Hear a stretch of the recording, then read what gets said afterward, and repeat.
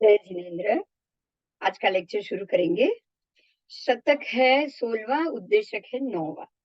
आज हम उसके ऊपर बात करेंगे कि वैरोचन इंद्र, जो वैरोचन इंद्र है, उसकी सुधर्म सभा कहाँ है? ये प्रश्न है। प्रभु वीर को ये प्रश्न किया गया कि जो वैरोचन इंद्र है उसकी सुधर्म सभा कहाँ है? बलि है ये, वैरोचन राज बलि इंद्र की बात हो रही है। तो जम्बूद्वीप के मंदर पर्वत की उत्तर दिशा में जाना है। पर्वत से उत्तर दिशा में जाओ, तिरछा असंख्यात द्वीप समुद्र को उल्लंघन करो। असंख्यात द्वीप समुद्र का उल्लंघन करो। उसके बाद जैसे चमरेंद्र का बताया वैसे ही वो असंख्यात द्वीप समुद्र उल्लंघन करने के बाद चमरेंद्र का दक्षिण में था, ये बराबर उत्तर में जाना। अरुणवर द्वीप आएगा, उसकी बाह्य वेदिका से द्वीप जो आया वो उसकी बाहर की वेदिका से लेकर और आप उत्तर में आगे जाओगे तो अरुणवर समुद्र में 42,000 योजन आप आगे जाओ। 42,000 योजन और आगे जाओ, अंदर समुद्र के अंदर जाने के बाद रुचकेंद्र नाम का उत्पात पर्वत आएगा। रुचकेंद्र नाम का उत्पात पर्वत आएगा। ये पर्वत 1721 योजन ऊंचा है, बराबर। और सारा प्रमाण उसका तिरछी कूट की तरह ही समझ लेना है, जो हमने आगे समझ लिया था, बराबर उसी प्रकार से। और यहाँ से यहाँ पर एक प्रासाद वतंसक है, उसके मध्य में परिवार सहित बलिंद्र के सिंहासन। और रुचकेंद्र का अर्थ भी इस प्रकार से जानना है यहाँ, क्योंकि रुचकेंद्र नाम के रत्न विशेष, रुचकेंद्र नाम का एक रत्न है विशिष्ट, उसके प्रभाव उत्पल आदि कही गई है, उत्पल जैसी। तो उस प्रकार से ये इसका नाम रुचकेंद्र है और ये पर्वत का नाम। और यहाँ से वो यहाँ भी उसके जैसे ही आगे जो हमने विवेचन किया ऐसे ही राजधानी के देवों का और अन्यों का क्रीड़ा स्थल, विश्राम स्थल, ये सब यहाँ ऐसे ही जानना है। और ये उत्पात पर्वत है, यहाँ पे ही बलिंद्र का उत्पात होता है। देव का उत्पात यहाँ की सुधर्म सभा की शैया पे होता है। जो मणिपीठिका होती है वहां पर उसकी शैया है। यहाँ पे ही रुचक इंद्र यानी कि ये जो वैरोचन इंद्र राज बलि, उसकी यहाँ पर सुधर्म सभा में जो मणिपीठिका है वहां पर उनकी उत्पत्ति होती है। ये उत्पात पर्वत पर यहाँ से उत्पन्न होने के बाद ये पर्वत से 655 अबज 35 करोड़ 35 लाख 6 अबज 55 करोड़ 6 अबज 55 करोड़ 35,50,000 योजन, इतना और अरुणोदय समुद्र में तिरछा उतरना है। यहाँ से तिरछा उतरोगे, ये भी रुचकेंद्र देखिए, आप किनारे से भी तिरछा उतर रहे हो 42,000 योजन। आप जैसा आगे गए वैसे ही वहां पर 1721 योजन ऊंचा ऐसा पर्वत मिला है। और ये पर्वत पानी से ऊंचा 1721 है, तो पानी के अंदर तो होगा ही होगा। तो जैसे ये 4200 योजन पर आप पहुंचे हो, बराबर उससे 10वें भाग, प्रत्येक समुद्र के पर्वत जहां जहां आप जाओगे 10वें भाग तक वो डीप होता जाएगा, ऊंडाई में और नीचे तिरछा उतरता जाएगा। तो 42,000 योजन तक आपको 4301, जो पहले नाम आया था, अंक भी आया था, वो 4301 योजन तक यहाँ पानी ऊंडा होता है, गहरा होता है। और ये ऊंडाई में, ये जो ऊंडाई आई 4301 योजन, ये 4301 योजन यहाँ पर पानी का एरिया आ गया। उसमें से आपको 4301 योजन जो ऊंडा था वो पानी के अंदर पर्वत है, और ऊपर 1721 योजन ऊपर है, बाहर ऊंचाई में है, पानी की लेवल से ऊंचाई पर। तो ये उत्पात पर्वत यहाँ पर आया है। अब यहाँ से आप 6 अबज 55 करोड़ 35,50,000 योजन अवगाहित तिरछा उतरोगे। तिरछा यानी ऐसे, तिरछा हमेशा दादर होता है, तिरछा गोतीर्थ होता है, इसको कभी मत भूलना। सीधा नहीं जाना, आपको तिरछा उतरना है। तो जैसे जैसे आप तिरछा उतरोगे इतने योजन डीप समुद्र हो गया आपका। समुद्र की ऊंडाई जैसे जैसे अंदर जाओगे ऊंडाई होती जाएगी। आप 6 से 655 है ना, 655 6 अबज 55 करोड़ आप जितने अंदर उतरे, 6.5 करोड़ 6.5 अबज आप नीचे उतरे हो, 35,50,000 योजन आप नीचे उतरे हो, तो उतनी ऊंडाई आ गई। तिरछा इतने योजन आप ऊंडा तिरछा गए, मतलब इतनी ऊंडाई समुद्र की यहाँ आ गई। इतना जाने के बाद रत्न प्रभा पृथ्वी में और नीचे, और यहाँ नीचे उतरे हो, अब और 40,000 नीचे जाना है। यहाँ तक तो आप तिरछे गए थे, अब 40,000 नीचे जाओगे। 40,000 योजन नीचे जाने के बाद वैरोचन रत्न प्रभा पृथ्वी में जाना है, 40,000 नीचे जाना है।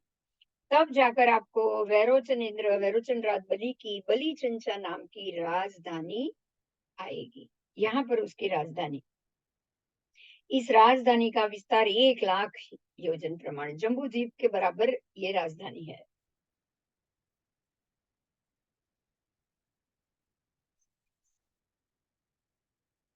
हम्म,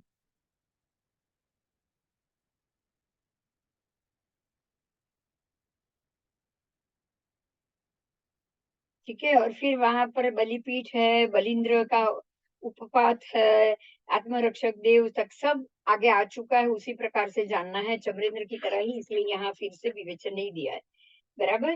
तो यहाँ चमरेंद्र और बलिंद्र दोनों की एक समान यहाँ पर स्थिति बताई है। और वैरोचनेन्द्र वैरोचन राज बलि की स्थिति सा अधिक एक सागरोपम की बताई, एक सागरोपम से थोड़ी अधिक। आइए, तो इस प्रकार से ये वैरोचनेन्द्र बलि की भी राजधानी, उसकी उत्पत्ति रत्नप्रभा से नीचे, इनकी बल चमरेंद्र की दक्षिण में थी, बलिंद्र की उत्तर में। तो वहां यहाँ इसकी राजधानी है, वहां उनकी राजधानी। और वो भी आप समझ सकते हैं कि अरुणवर्ग द्वीप तक तो आपको ऐसे ही जाना है, उसके बाद 6 अबज 35 करोड़ 55 लाख और तिरछा आगे जाना है। इतना आगे जाने के बाद जब आप 40,000 योजन नीचे में जाओगे, अवगाहित करोगे, तब जाकर आपको यहाँ 1,00,000 योजन की बलिचंचा राजधानी मिली। तो बराबर जम्बू द्वीप के ये पैरेलल पैरेलल पैरेलल आगे आगे आगे आगे नीचे नीचे उतरती जाएगी। जम्बू द्वीप प्रमाण ही ये 1,00,000 योजन गोलाई में है, बराबर। और इस राजधानी में उसकी सुधर्मा सभा है, वहां वो सभा में बैठता है इंद्र बलिंद्र जाकर, और अपने आत्मरक्षक देव उनकी परिषदा 3 परिषदा उसकी होती है, उनकी भी वहां पे होती है, जो हमने आगे देख ली थी उस प्रकार से। तो इस प्रकार से बलिंद्र का अब की राजधानी आपको प्रभु ने बताई। तो ये 9वां शतक यहाँ पूरा हो रहा है। अब 10वां शतक आएगा। अरे, 9वां उद्देशक पूरा हो गया। अब 10वां उद्देशक शतक है 16, और विषय है अवधि ज्ञान। तो आइए अवधि ज्ञान के मामले में हम बात करेंगे। हे प्रभु, अवधि ज्ञान के कितने प्रकार हैं? तो अवधि ज्ञान के 2 प्रकार हैं। एक है भव प्रत्ययिक और दूसरा है क्षार क्षमिक। एक है भव प्रत्ययिक अवधि ज्ञान, दूसरा है क्षार क्षमिक अवधि ज्ञान। भव मिलने के कारण जो भव प्रत्ययिक अवधि ज्ञान मिलता है वो तद्भव पूर्ता ही होता है, लेकिन जो क्षय क्षमिक अवधि ज्ञान है वो कर्म के क्षय क्षम के बाद जो प्रकट हुआ वो साथ में रहता है। आइए, तो अवधि ज्ञान का यहाँ पर जो कथन है उसको 7 द्वार से कहा गया है। 7 द्वार अवधि ज्ञान के पहले तो 2 भेद, भव प्रत्ययिक अवधि ज्ञान, क्षय क्षमिक अवधि ज्ञान। फिर यहाँ बाकी के आपको 7 द्वार से अवधि ज्ञान को विस्तृत रूप से कहा गया है। तो सबसे पहला द्वार है अवधि ज्ञान का भेद, दूसरा द्वार है अवधि ज्ञान का विषय, तीसरा द्वार है अवधि ज्ञान प्राप्त होने के लिए संस्थान, जरूरी संस्थान, चौथा है अभ्यंतर और बाह्य अवधि ज्ञान का विषय, छठा है देशावधि सर्वावधि अवधि ज्ञान, फिर 7वां है अवधि ज्ञान की हानि वृद्धि। और मूल अवधि ज्ञान का जो मुख्य विषय है वो है प्रतिपाती या अप्रतिपात, मतलब ये गिरने वाला है या हमेशा साथ रहने वाला है। तो ये भी प्रतिपाती अप्रतिपाती से 2 प्रकार से अवधि ज्ञान आएगा। तो अभी तो ये सिर्फ बताया गया है, आगे विवेचन जब आएगा तब हम डिटेल से जाएंगे, ठीक है। तो अब आगे आया है शतक 16वां। शतक 16वां है। आज ये शतक पूरा हो जाएगा। बहुत ही शॉर्ट में सब बताया गया है, तो ये हम चर्चा करेंगे। सर्व द्वीप कुमार देव, ये द्वीप कुमार की बात की है, द्वीप कुमार देवों की बात की है। समान आहार वाले होते हैं, समान उच्छ्वास वाले होते हैं ना, प्रभु मना कर रहे हैं। सर्व जो द्वीप कुमार देव है, ना वो समान आहारी है, ना ही वो समान श्वासोच्छ्वास यानी कि आयु वाले हैं।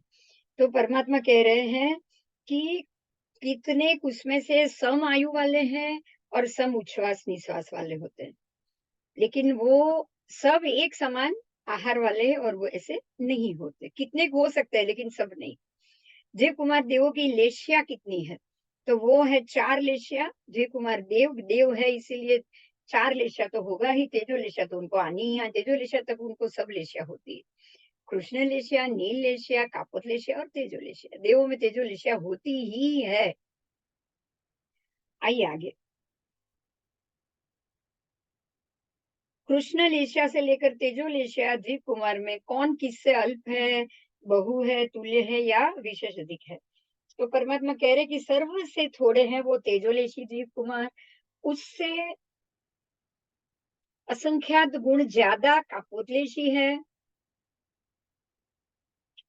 उससे विशेषाधिक ज्यादा नील लेशिया वाले हैं, उससे भी विशेषाधिक ज्यादा कृष्ण लेशिया वाले। मतलब यहाँ कृष्ण लेशिया वाले देव सबसे अधिक है। द्वीप कुमार में सबसे सर्वाधिक है कृष्ण लेशिया वाले, फिर नील लेशिया वाले कृष्ण लेशिया वाले के हिसाब से कम, फिर कापोतलेशी कृष्ण नील दोनों से भी कम, और तेजोलेशी जो है वो तो कृष्ण नील तेजो अरे कापोत से भी बहुत कम। तो इस प्रकार से देवों में लेशिया बताएगी। देवों में 4 लेशिया तो होती ही है, इतना आपको समझना है।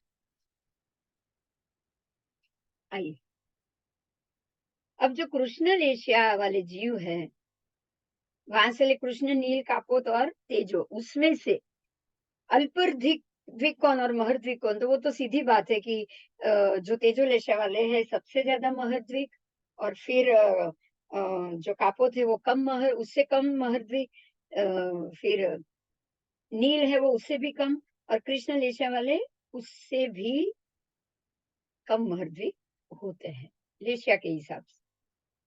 तो ये हुए द्वीप कुमार देव। अब है भवनपति लेशिया। तो भवनपति देवों में भी 4 लेशिया, यही कृष्ण नील कापोत और तेजो लेशिया।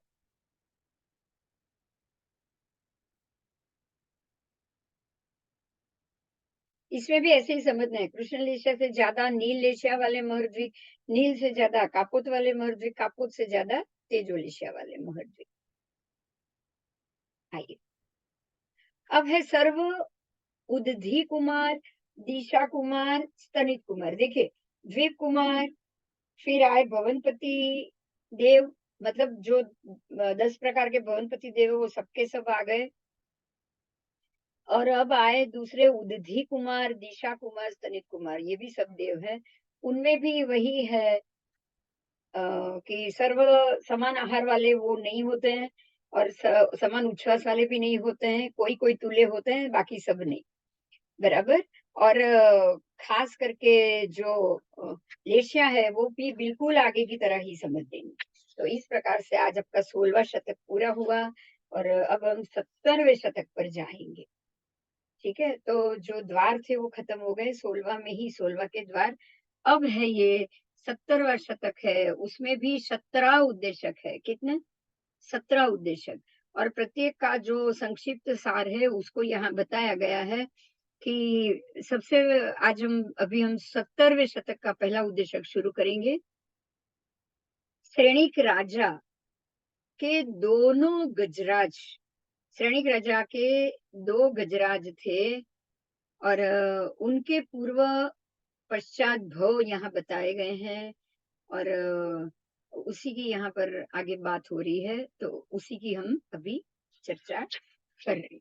आइए, तो ये जो उद्देशक है सबसे पहला, उसका नाम ही है कुंजर। कुंजर यानी कि हाथी, कुंजर का मतलब है हाथी। तो ये जो श्रेणिक राजा के 2 गज है उसी का यहाँ पर उल्लेख बताया है, तो उसको हम जानेंगे। ये शतक के 17 उद्देशक है।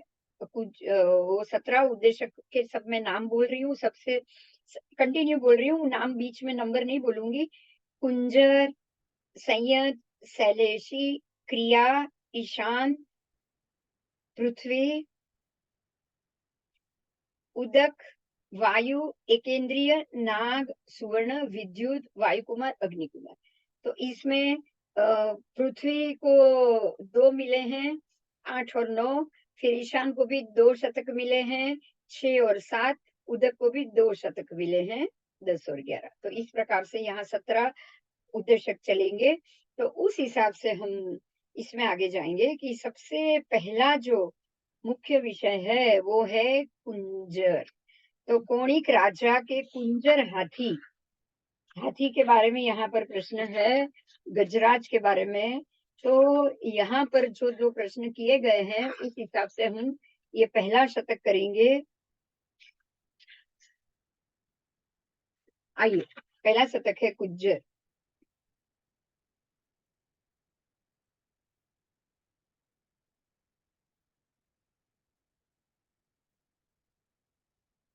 राजगुरु नगर में प्रभु का समोसरण रचा हुआ है और गौतम स्वामी ने यहाँ प्रश्न किया है कि उस दिन हुआ ये कि कौणिक राजा का जो हाथी था, कौणिक का हाथी था, कौणिक राजा, श्रेणिक राजा का पुत्र कौणिक, कौणिक का जो हाथी था वो उदाई नाम था उसका, और वो उस दिन वो उसका अंतिम दिन था, वो उसकी मृत्यु हो गई।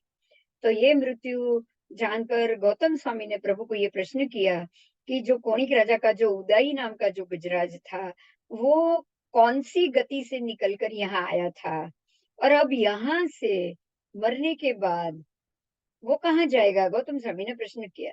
प्रभु कह रहे कि ये असुर कुमार देव था, असुर कुमार देव मरने के बाद गजराज के रूप में यहाँ उत्पन्न हुआ था। उदाई का जो जीव था वो असुर कुमार निकाय से यहाँ आया था। अब ये कहाँ उत्पन्न होगा, कहाँ जाएगा। तो प्रभु कह रहे हैं कि वो रत्नप्रभा पृथ्वी के एक सागरोपम की उत्कृष्ट स्थिति वाले नरकावास में नारकी के रूप में उत्पन्न होगा। देखो, ये असुर कुमार योनि से आया था, उदाई गजराज बना, राजा का गजराज बना है कौणिक का। अब यहाँ उसने अपना आयु पूर्ण किया, अब ये यहाँ से प्रथम नारकी में एक सागरोपम की उत्कृष्ट स्थिति, पहली नारकी जगन्य 10,000 है, उत्कृष्ट है एक सागरोपम। तो एक सागरोपम की उत्कृष्ट स्थिति में वो नरकावास में उत्पन्न होगा। वो वहां से अपनी आयु एक सागरोपम की पूर्ण करके कहा जाएगा। तो तब प्रभु ने कहा कि वो वहां से निकलकर महाविद्य क्षेत्र में जन्म लेगा और वहां से वो अपने सर्व दुखों का अंत करके सिद्ध होगा। देखिए, अब हम ये तीनों भव को जोड़ते हैं। श्रेणिक राजा का ये हाथी है, उदयी नाम है, और अब उसने जो राजा जो भावी तीर्थंकर होने वाले उसका वो हाथी, आप सोचिए कुछ तो पुण्य होगा ही होगा उसका। बिना तो वो पुण्यशाली जीव, वो जो श्रेणिक राजा ही खुद पुण्यशाली है, तीर्थंकर बनने वाले हैं, तो उनका जो हाथी है वो भी तो पुण्यशाली होना चाहिए, क्योंकि पुण्यशाली पुण्यशाली के ही संपर्क में सबसे ज्यादा आते हैं। तो आप ये समझ सकते हैं कि ये असुर कुमार देव बनकर यहाँ आया था, हाथी की उसने आयु भोगी, अब यहाँ से वो तीसरे ही भव में मोक्ष जाने वाला है। आप सोचो कि हाथी से, तिर्यक से वो तीसरे ही भव में मोक्ष जाने वाला है, तो पुण्यशाली तो हो ही गया ना। श्रेणिक राजा भी तीसरे भव में मोक्ष जाने वाले, और ये हाथी भी तीसरे भव में मोक्ष जाने वाले। देखिए, ये दोनों बिल्कुल समानता है। श्रेणिक राजा भी मरने के बाद पहली नारकी में रत्नप्रभा में गए, हाथी भी पहली मरने के बाद पहली रत्नप्रभा नारकी में गया है। अब ये दोनों जीव नरक से निकलकर सीधे दूसरे ही भव में मोक्ष जाएंगे। श्रेणिक राजा तीर्थंकर बनेंगे भरत क्षेत्र के अंदर, और ये हाथी का जीव है वो महाविद्य क्षेत्र में जाकर उसी भव में वो मोक्ष चला जाएगा। ये पुण्यशाली जीवों का ये उनके आवरणों का ये प्रभाव है, उनके आलंबन का ये प्रभाव। बराबर। आइए, अब एक उनका दूसरा हाथी वो भी मृत्यु को प्राप्त हुआ था।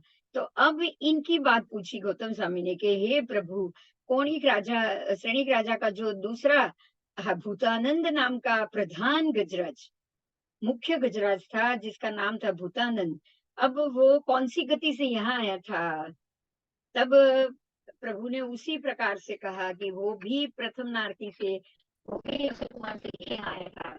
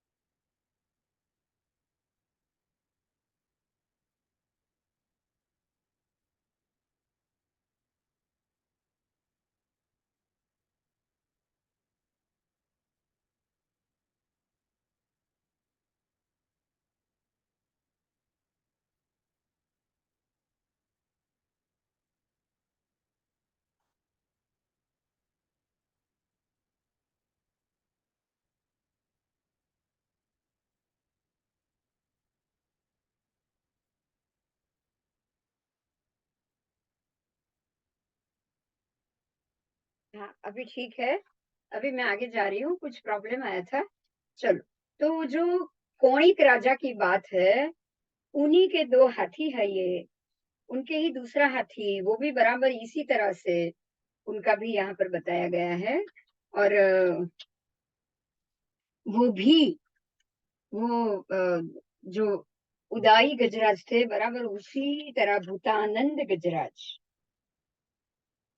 भी असुर कुमार योनि से आए थे। और उन्होंने वो गजराज के रूप में उन्होंने अपनी आयु पूरी करी। अब यहाँ से वो पहली नरक में जाएंगे और फिर वहां से निकलकर वो वहां महाविद्य क्षेत्रों में से मोक्ष हो जाएगा। आइए आगे।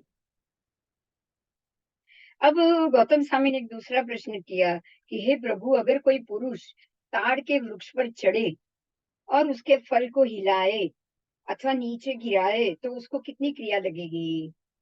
तब प्रभु ने कहा कि अगर वो चढ़ चढ़ रहा है ऊपर, ताड़ के फल को हिलाता है, फल को नीचे गिराता है, तो उसको काय की आदि पांचों क्रिया लग जाएगी।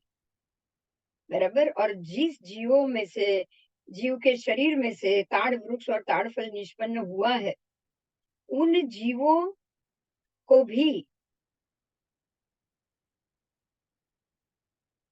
काय की आदि पांच क्रिया लगती है, जिनमें से वो ताड़ फल बना। और ताड़ फल जो था, तो क्यों? क्योंकि वो व्यक्ति ने तोड़ा है। देखिए समझिए, उसने हिलाया है जोर जोर से, उसको गिराया, इसीलिए काई की आदि पांच लगी। लेकिन यदि प्रभु को प्रश्न किया कि अरे प्रभु, जब उसको तोड़ने से वो ताड़फल अपने भार से नीचे पड़े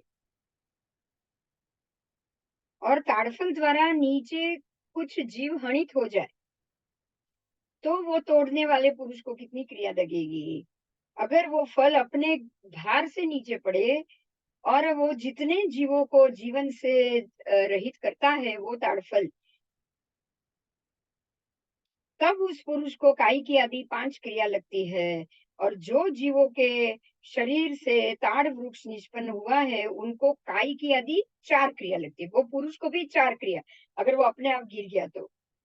और काई की आदि भी चार क्रिया लगती है, क्योंकि उसने हिलाया था, उसने तोड़ा नहीं था, हिलाया था। मगर हिलाने से भी, हिलाने के कारण गिरी थी, इसलिए चार क्रिया लग रही। हिला तो दिया, अब वृक्ष स्थिर कर दिया है, लेकिन उसके कारण अपने आप ताड़फल गिर रहा है। बराबर। तब तब उसको चार क्रिया लगेगी, प्राणातिपाती की नहीं लगेगी। पर जो जीवों के शरीर से ताड़फल निष्पन्न हुआ है, जो जीव के शरीर से, उसी के कारण ये जीव मरे हैं बाकी के, तो उसको तो पांचों क्रिया लगेगी। मतलब ये बीज की बात है जिसमें से ये ताड़फल बना था, वृक्ष के बीज को, उसको तो पांचों क्रिया लगेगी, वो जीव से ही तो ये ताड़फल बना, और उसके कारण बहुत सारे जीव मर गए। आप समझिए, यही कारण है कि पुद्गल क्यों ओसराना है, क्योंकि हमारे ये शरीर पड़ा रहा था तो ये शरीर को दोष लगेगा। अगर ये शरीर की किसी हड्डी से बहुत सारे निर्दोष जीव बाद में भी मर रहे हैं ना, वो सारा काई की आदि पांचों क्रिया ये शरीर धारक जीव जहां भी होगा उस पर चढ़ी, उस पर ये चढ़ी। फल पड़ने के मार्ग में जो जीव चलित हो और उसके कारण जो जीव की हिंसा हुई, वो सब जीवों को काई की आदि पांच क्रिया लगी। अब प्रश्न और पूछा गया है कि यदि कोई वृक्ष के मूल को हिलाए या वो वृक्ष मूल को नीचे गिराए तो उसको कितनी क्रिया लगेगी। तो मूल को हिलाना या उसको नीचे गिराना पुरुष को काई की आदि पांचों क्रिया लगती है, क्योंकि उसने तो झाड़ के मूल्य को ही उखाड़ कर नीचे गिरा दिया है। तो उसके कारण जीवों के शरीर से मूल यावत बीज उत्पन्न थया छे, जो जो जीवों के शरीर से मूल उत्पन्न हुआ या बीज उत्पन्न हुआ है, वो सब जीवों को, देखिए ध्यान से सुनिएगा, वो पुरुष को तो काई की आदि पांच क्रिया लगेगी, लेकिन वृक्ष के मूल को और उसके बीज को, ये सारे जीवों के द्वारा ही ये फल गिरे, सब गिरे, वृक्ष गिरा तो फल भी गिरे, और उसी के कारण बहुत सारे जीव जो नीचे त्रसजीव थे उसकी भी हिंसा हुई। ये सब जो भी हिंसा हो रही है ना, वो बीज को भी लग रही है, मूल को भी लग रही है, गिराने वाले पुरुष को भी लग रही है, सबको पांच काई की आदि पांचों क्रिया लग रही है। कोई नहीं बच रहा है, ध्यान से समझिए इस बात को। अब प्रभु ने को एक और प्रश्न पूछा गया है, वो मूल अपने भार से अगर नीचे गिरे, मूल, और जीवों का हनन करे, तो उस मूल को हिलाने वाला या नीचे गिराने वाले को कितनी क्रिया। उसने हिलाया, मैंने हिलाया, मान लो पुरुष या मैंने हिला दिया, तो हिला तो दिया, अब वृक्ष ढीला हो चुका है, मैंने उसको गिराया नहीं, लेकिन कुछ समय के बाद वो ढीला हो चुका है, अपने भार से ही अपने आप वो गिर जाए, वृक्ष मूल सहित गिर जाए और वो अन्य जीवों का घात करे। अब उसमें इंडे भी है, चकली के इंडे, पोपट के इंडे, कबूतर के इंडे, सबके इंडे पड़े हैं, तो वो सब बहुत सारे पंचेंद्रिय की हत्या हो गई। तब उस पुरुष को चार क्रिया लगी, लेकिन जिन जीवों से ये शरीर का कंद निष्पन्न हुआ था, मूल हुआ था, उसको बीज उत्पन्न हुआ था, वो सबको बीज में से ही कंद बनेगा, कंद में से ही वो मूल्य बनेंगे, तो मूल के सारे सब जीव, वो सबको काई की आदि चार क्रिया। लेकिन जो मूल गिरा उसी के कारण ये हुआ है, बाकी बीज बीज सबको चार क्रिया, लेकिन जो जीव के शरीर से मूल निष्पन्न हुआ, उस जीवों को काई की आदि पांचों क्रिया लगती है। नीचे गिरते हुए मूल द्वारा जो जीव चलित होते हैं और उसके कारण जो जीव की हिंसा होती है, तो उस मूल के जीवों को भी काई की आदि पांचों क्रिया लगती है। यदि कोई पुरुष वृक्ष के कंद को हिलाए, नीचे के जो कंद है उसी को हिलाए और उसको नीचे गिराए, तो उसको कितनी ना, दोस्तों, उसको कंद को हिलाने वाला, नीचे गिराने वाला जो पुरुष है उसको पांचों क्रिया लगी, और जो जीव के शरीर से वो मूल बना था, बीज उत्पन्न हुआ था, मूल से लेकर सब आ जाएगा, मूल, डाली, बीज, वो भी जीव अलग अलग होते हैं, वृक्ष में सब जीव अलग अलग होते हैं, उन सबको पांचों क्रियाएं लगती है। अगर वो कंद अपने आप नीचे गिर जाए और जीवों का घात करे, तो वो पुरुष को कितनी लगेगी जिसने हिलाया था, उस पुरुष को काई की आदि चार क्रिया लगेगी, और जो जीव के शरीर से कंद निष्पन्न हुआ है उसको तो काई की आदि पांचों क्रिया लग जाएगी। और मार्ग में नीचे गिरते हुए जो जीव चलित होते थे, जो चल रहे थे त्रस, उसी के कारण अगर जीव हिंसा हो गई है तो वो जीव के कंद को पांचों क्रियाएं लगी।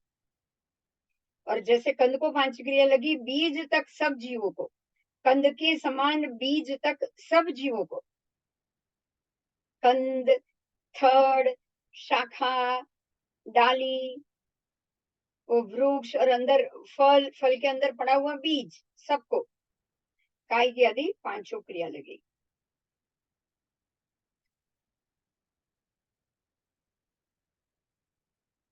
बराबर। फिर से इस बात को थोड़े से अच्छे से समझ लेते हैं। ताड़ वृक्ष को हिलाने वाला, फल को हिला के नीचे गिराने वाला, और ताड़ फलों के जीवों का तथा उसके आश्रित रहे हुए जीवों को, सबको वो हिंसा करता है। सब जीवों की हिंसा होती है तो प्राणातिपाती की लग जाती है। पूर्व की चार तो लगेगी, पर पांचों क्रिया लग जाएगी, प्राणातिपाती की भी लग जाएगी। ताड़ वृक्ष और उसके सर्व अवयव के जीव, खाली वो पुरुष को तो लगी, अब ताड़ वृक्ष और उसके सारे अवयव जो होते हैं, वृक्ष में 7 अवयव हैं, सातों में जीव अलग अलग होते हैं, तो वो सारे अलग अलग सब जीवों को, जो जीव से ताड़ वृक्ष और का निर्माण हुआ, ताड़ थड़ का हुआ, मूलिये का हुआ, फिर शाखा का हुआ, पत्ते का हुआ, और ताड़ फल का हुआ, और अंदर पड़े हुए बीज का हुआ। इसी तरह से जीव, ताड़ वृक्ष के जीव से लेकर फल या अंदर पड़ा हुआ बीज पर्यंत सर्व अवयव के सब जीवों को पांचों क्रियाएं लग जाती है। वृक्ष कंपित होने से सर्व अवयव कंपित होते हैं, क्योंकि वृक्ष अगर कंपित होगा तो सारे अवयव कंपित होंगे, और स्पर्शादि द्वारा सर्व जीवों का घात हो जाएगा। तो इस तरह घात में जो वो जीव साक्षात निमित्त बनते हैं, इसीलिए ये सभी जीवों को 5 प्रकार की क्रिया नियम से लग जाती है। आइए, गिरने वाले फल गुरुता से अन्य जीवों के घात से पुरुष को, अगर कोई पुरुष ताड़फल को हिलाए और उस समय फल अपने भार से नीचे गिरे, वो हिलाने से फल अपने भार से नीचे गिरा और अन्य जीवों की हिंसा अगर हुई तो पुरुष को 4 क्रिया लगेगी। और क्योंकि ताड़फल गिरने से वो जो वध हुआ उसमें पुरुष निमित्त नहीं है, परंपरा निमित्त है, इसीलिए उसको 4 क्रिया ही लगती है। लेकिन फल अपने भार से खुद नीचे गिरे तब वृक्ष के जीवों को भी 4 ही क्रिया लगती है। और फल अगर अपने भार से नीचे गिरा तो वो फल के जीवों को पांचों लगेगी, अंदर के बीज को भी पांचों लगेगी, क्योंकि वो दोनों उसमें साक्षात निमित्त बने। नीचे गिरे हुए ताड़फल द्वारा मार्ग में चलित जीव जो भी चल रहे हैं, कीड़ी मकोड़े, वृक्ष के नीचे तो बहुत जीव चलते हैं, उनकी अगर हिंसा हो जाए तो उन जीवों को, वृक्षादि झाड़ के सातों जीवों को पांचों क्रिया लगती है, क्योंकि वो त्रस जीवों के वध में निमित्त बन चुके हैं। तो इस तरह से देखिए, वृक्ष के 7 भेद और 7 जीव। पहला है मूल, उसका जीव, फिर कंद, उसका जीव, कंद यानी कि वो थड़ा, थड़, मूल यानी मूलिया, फिर थड़, उसके बाद है कंद यानी जो उसकी डालियां है, वो शाखा, जो बड़ी बड़ी डालियां, बड़ी बड़ी, छोटी छोटी वाली नहीं, बड़ी बड़ी डाल, जो बड़ी 2 3 4 होती है वो। उसके बाद त्वचा, त्वचा यानी उसके ऊपर की चमड़ी, पूरे थड़ और उसके ऊपर की चमड़ी।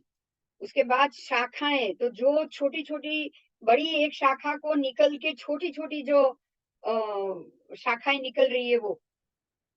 उसके बाद है प्रवाल, तो शाखा में से जो नस नाड़ी फूटेगी, और जो प्रवाल यानी कि जो छोटे से अंकुरे फूटकर जो पत्ते बनते हैं, तो पत्र, पत्ते यानी, और उसके ऊपर जो फूल आते हैं वो, फिर फल आते हैं वो, और बीज, जो फल के अंदर भी जो एक दूसरे बीज पड़ा हुआ है वो। तो ये सब 6 विकल्प से क्रिया स्थान को समझना है। आगे के जो 6 विकल्प बताए उस हिसाब से ये जो झाड़ के सारे विभाग बताए अलग अलग, मूल, कंद, स्कंद, त्वचा, शाखा, प्रवाल, पत्र, पुष्प, फल और बीज, ऐसे 10 विषय आया उसके अलग अलग, तो उसके जितने भी जीव होते हैं वो सबको क्रियास्थान लगते हैं। आइए, अब ये प्रभु को दूसरा प्रश्न किया गया है कि हे प्रभु, शरीर के कितने प्रकार हैं?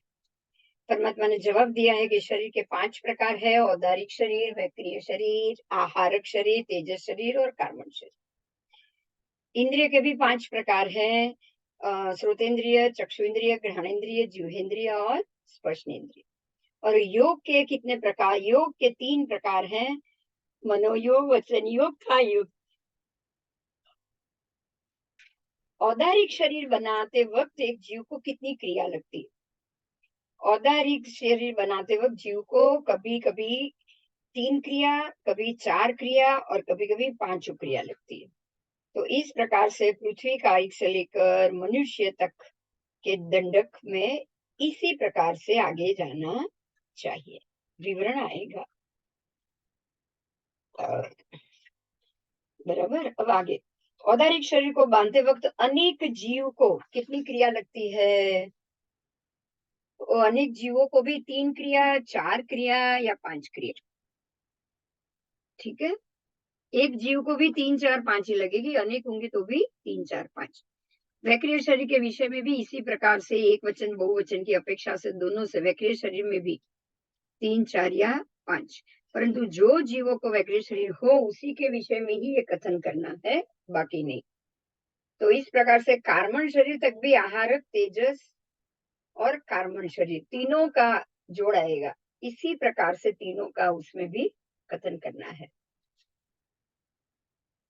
तो इस प्रकार श्रोतेंद्रिय से लेकर स्पर्शेंद्रिय तक 5 इंद्रिय, 3 योग, मनोयोग, वचन योग, काय योग, 3 योग।